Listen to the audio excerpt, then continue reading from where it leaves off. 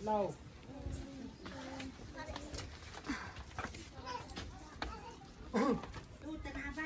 Opo. Paano?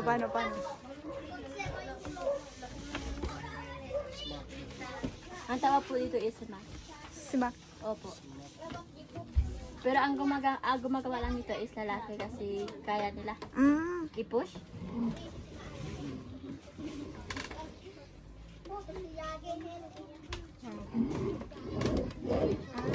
Para mag-shine siya.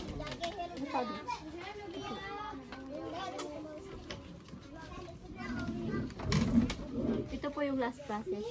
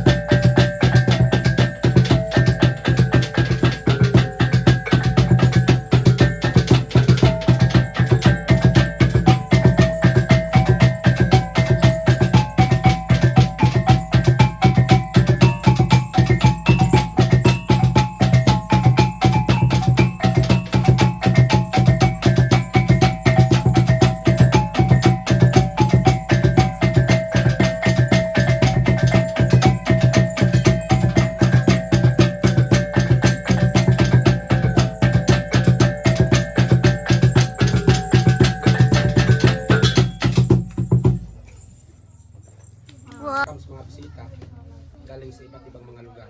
No? So, yun. So, dito pala yung bibisita nilang Dulay. So, sino nakakilala kay Lang Dulay? Okay, wala. So, silang Dulay, siya ang ating traditional weaver. At siya ang ating national artist. No? Sa paghabi ng traditional tinalak.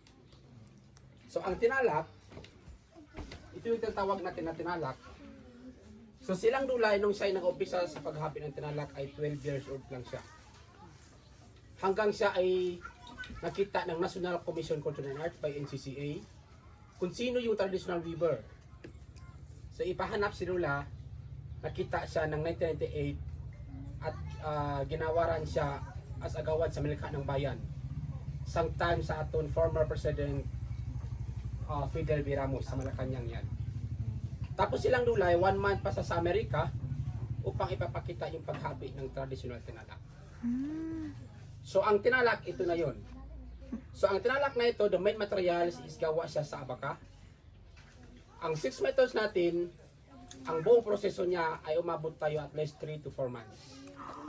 No? Tapos silang Dulay, nagkakaroon siya ng iba't ibang mga design, ay nasa 100 design po siya. Ang mga design na iyon ay galing sa kanyang panaginip. Kaya ang South Cotabato known as the land of dream weavers. Yung design ng tinalak ay galing sa dream. No? Ang pagproseso nito kanina, tulad ng sinasabi ko kanina, 3 to 4 months bago matapos ang 6 meters, no? Ang main materials ng tinalak ay gawa sa abaka. So ito yung tinatawag natin na abaka, parang saging, pero mas matibay ito, no? The first process, yung puputulin natin yung puno, stampay mo natin siya at least 3 to 5 days bago i-strip.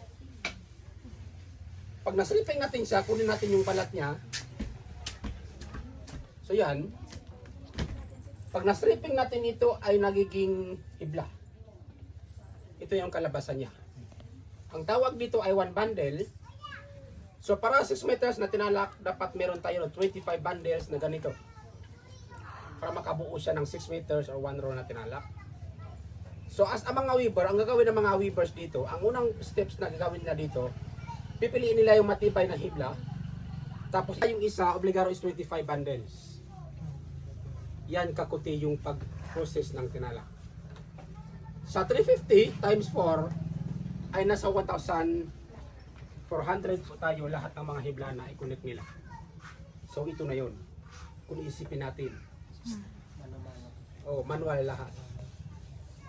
So kaya silang dulay, tinatawag siya na Dreamweavers kasi yung mga design ay galing sa kanyang panaginip. Kung ano yung nasa isip nilang dulay, kung ano yung nasa dream niya, yan yung ginawa sa pagtali ng abaka. So ang tawag nito ay mabod or mag-design ng tinalak. Sa 6 meters natin, umabot tayo 20 to 25 days bago matapos ito. No? So pagkatapos na pagdi-design nila, kung nakita natin ang tinalak, mayroon tayong tatlong kulay. Una, black, red, and white. So ang tawag dito ay traditional tinalak. So ang mga pangkulay dito ay galing din siya sa mga punong kahoy. Una, ay yung black natin ay galing sa canalum tree. Canalum tree used for black dye. So ang gamit natin dito yung leaves niya tapos bunga. So 3 days. 3 times a day ay yung halaman na ito tapos yung abaka. Lublog natin yan, ipapakulo natin. So yung white, ang katas nito, pag dumikit sa may white ay nagiging black. So next, may red dyan. Ang gamit natin, the roots of this tree, pero ang iyang ugat. Roots. Ang balat nito, kiskisan natin yan, tapos ipapakulo natin. So ang katas niya, pag dumikit sa may white, naging red. So the result of traditional tinalak, ito na po yun. No? The whole process natin, so umabot tayo at least 3 to 4 months. Bawat isang weaver, makatapos lang sila na 1 roll na tinalak or 6 meters. So kung nakita natin Lake Cebu, maraming mga weavers, pero rito kay Lang Dulay, ang traditional artist, remain kami sa traditional paghahabi. Yung legacy na Lang Dulay, yan yung i-continuous namin. Ang purpose na naman yan, pang hindi mawala yung kanyang legacy.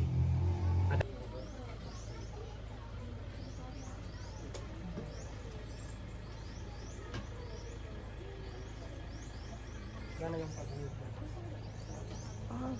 Hapit na ni Mahuman. Yan how to weaving, i-arrange pa yung mga. Sabi ko, kakuti ah. Kakuti ka is kanan.